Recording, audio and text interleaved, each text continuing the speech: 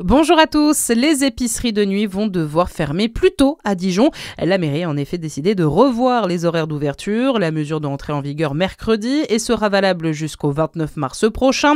Ces commerces devront ainsi être fermés de 22h à 6h. L'objectif est de réduire les troubles à la tranquillité publique.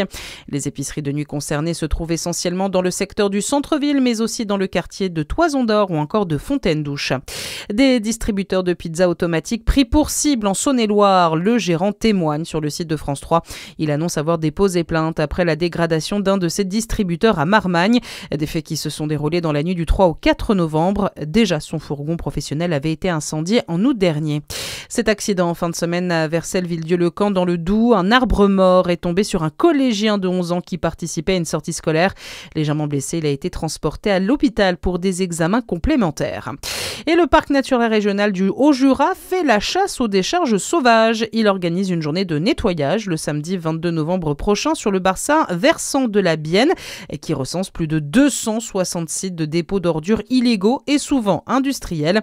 Cette fois-ci, le rendez-vous est fixé dans le secteur de Saint-Claude. Dans le reste de l'actualité, une première étape, mais le chemin budgétaire est encore long.